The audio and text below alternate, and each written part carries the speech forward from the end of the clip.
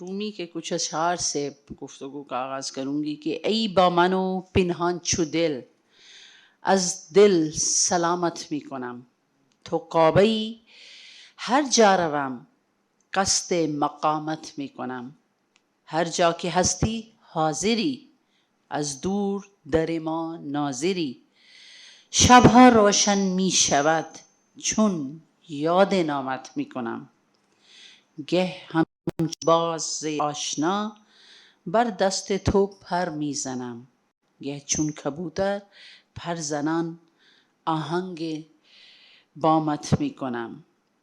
رومی دراصل ان اشعار میں پروردگار سے گفتگو کر رہے ہیں اور اس سے اپنی تعلق کا اظہار کر رہے ہیں اور بتا رہے ہیں کہ آپ ہماری ذات کے اندر مخفی ہیں اے پروردگار، کہ تو بے شک بظاہر دور ہے لیکن ہماری ہر چیز پر ناظر ہے، اور ہماری راتیں روشن ہو جاتی ہیں جب ہم تیرا نام لیتے ہیں۔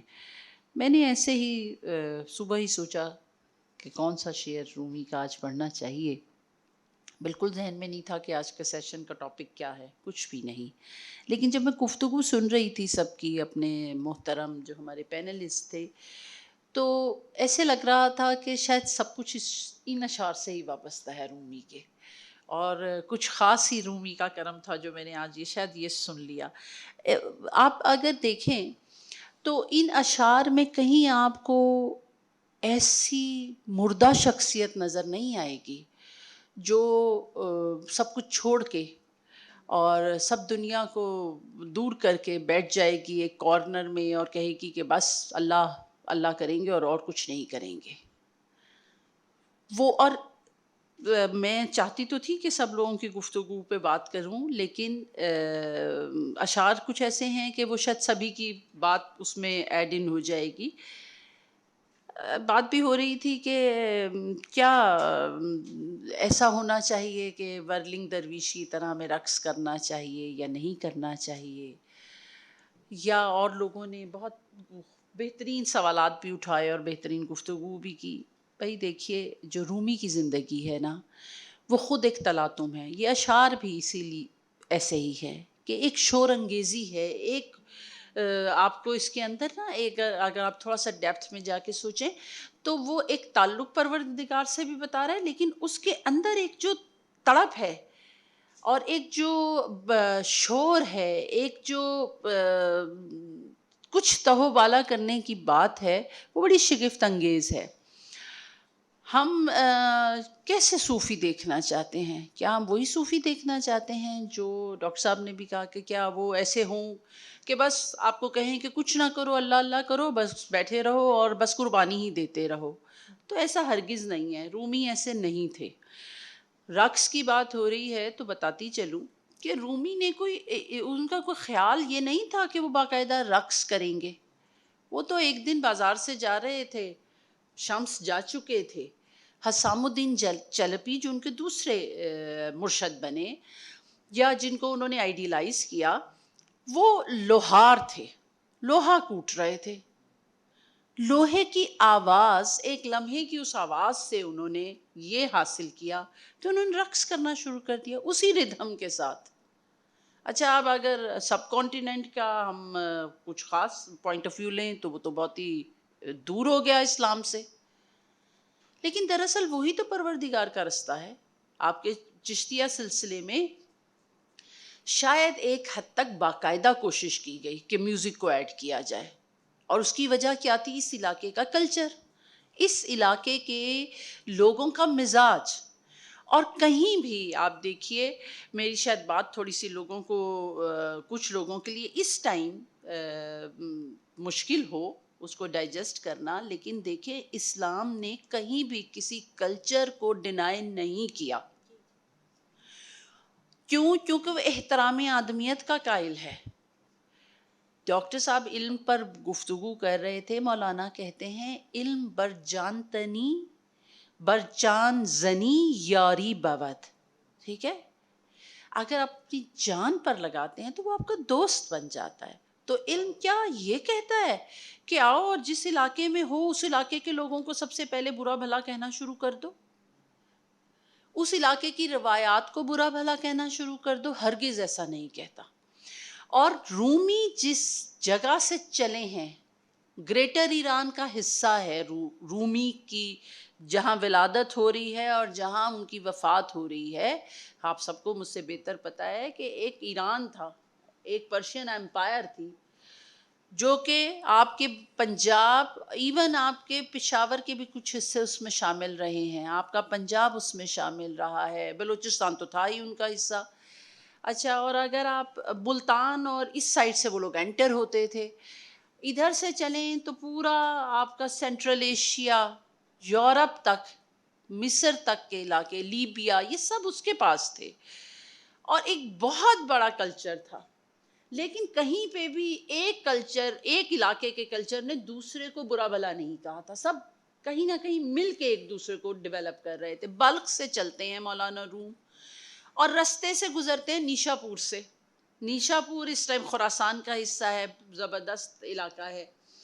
وہاں سے ہوتے ہوئے پہنچتے ہیں قونیہ. اب آپ دیکھیے کہ ایک مختلف علاقے ہیں، مختلف روایات ہیں، مختلف مزاج ہیں. اور جب نیشا پور میں پہنچتے ہیں تو عطار ملتے ہیں. عطار بچپن میں ہی آپ کو دیکھ کر کہتے ہیں کہ بھائی، آپ ان کے والد کو، کہ اس کا خیال رکھنا، یہ کچھ بہت بڑی شخصیت بننے والا بچہ ہے، چھوٹا سا بچہ ہے. ٹھیک، تو ایسا نہیں ہے کہ انہوں نے کوئی خاص لبادہ اوڑھنا تھا. اور پھر ایک اور چیز بھی دیکھیں، رومی محفلوں میں شعر پڑھ رہے ہیں، تبلیغ اگر کر رہے ہیں یا مسٹیسزم کی ٹریننگ کر رہے ہیں، وہ دراصل کوئی گفتگو ہے ان کی، اشعار میں کر رہے ہیں، عالم ہیں، فاضل شخص ہیں، اور لوگوں کا مجمع ہے. کسی کونے میں نہیں بیٹھتے جا کے، کہیں پہ بھی ان کا یہ خیال نہیں ہے کہ میں نے اس کونے میں چھپ جانا ہے، اب تو شمس آ گئے، اب تو دنیا بدل گئی، اب تو بس اس ماحول میں رہیں، ایک ایسی خیالی دنیا میں رہیں جہاں سے بس ہم نے صرف عبادت کرنی ہے اور اللہ تعالیٰ سے متوسل ہو جانا ہے. ایسا بالکل نہیں ہے.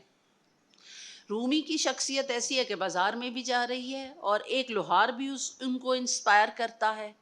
تو اس لیے یہ روایات بہترین روایات ہیں، ہر ایک نے اپنے انداز سے اڈاپٹ کی. پھر آپ بات کرتے ہیں، دیکھیے کہاں سے شروع ہو رہا ہے مسٹیسزم یا صوفیزم.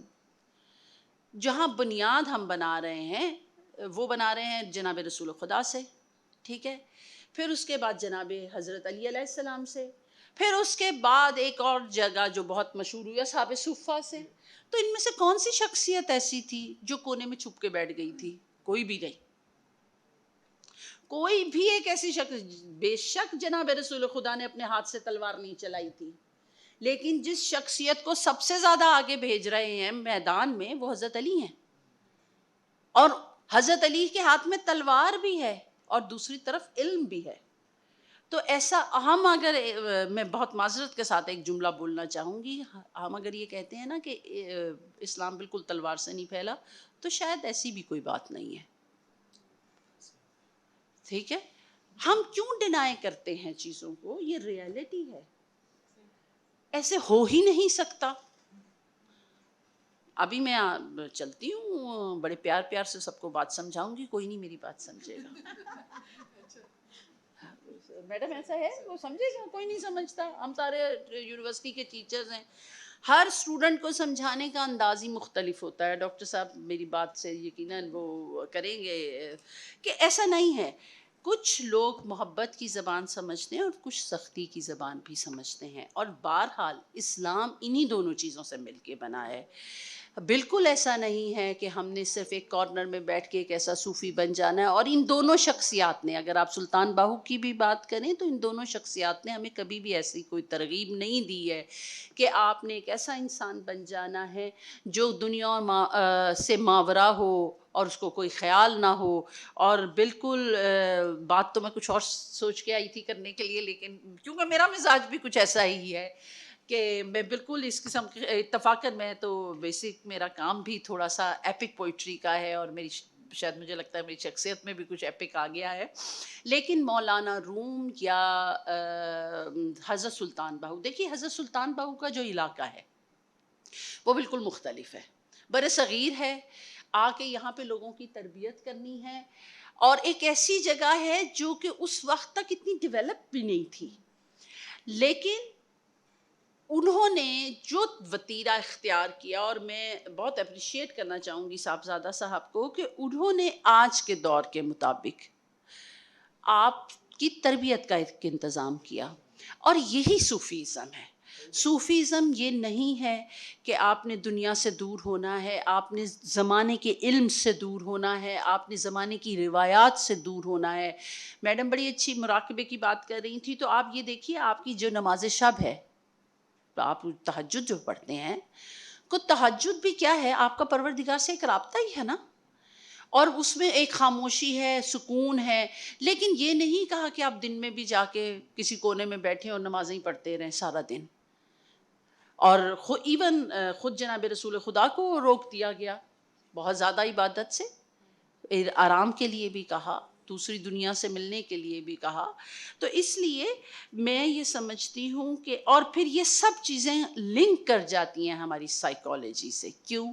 کیونکہ آپ دیکھیے ان بنیادی طور پر صوفی ازم یا صوفی ایک انسان ہے، اور وہ انسانوں سے رابطہ کرتا ہے، اور وہ انسانوں سے ملتا ہے، اور انہی کی ٹریننگ کر رہا ہے. تو بہت عمدہ گفتگو ہوئی آج کے دن میں. میں سمجھتی ہوں کہ یہ جو میری آخری مختصر سی گفتگو تھی، مجھے پتہ ہے کہ سب لوگ وقت دیکھ رہے ہوں گے، اور آخری جو سپیکر ہوتا ہے سب سے زیادہ مشکل اس کے اوپر آپ پڑتی ہے کہ اس نے سب کا بوجھ بھی اٹھانا ہوتا ہے، اور وقت کا بوجھ بھی اس کے ذمے ہوتا ہے. تو بہرحال میں یہ سمجھتی ہوں کہ آج کی اس محفل سے آپ سب لوگ جو یہاں زیادہ تر ینگسٹرز ہیں، کچھ نہ کچھ پیغام لے کر جائیں گے، اور اپنی اپنی ریسرچ کے لیے کچھ نہ کچھ ٹاپک لے کر جائیں گے. کیونکہ میں نے بیٹھے بیٹھے سوچا کہ میں نے اپنے اگلے کسی اسٹوڈنٹ کو کس ٹاپک پہ کام کروانا ہے. لیکن میں آپ سے یہ ضرور کہوں گی کہ صوفیزم پڑھیں، لیکن صوفیزم پڑھتے پڑھتے اپنے ایریا کی ہسٹری بھی ضرور پڑھیں، اور اس کے کلچر سے بھی ضرور واقف ہوں. کیونکہ آپ کے صوفیاء جو ہیں وہ آپ کو آپ کے علاقے سے وابستہ کرتے ہیں، اس سرزمین سے وابستہ کرتے ہیں، اور محبت کا پیغام دینا چاہتے ہیں. یہ نہیں چاہتے کہ آپ باہر نکلیں اور لڑائی کریں اور فساد کریں.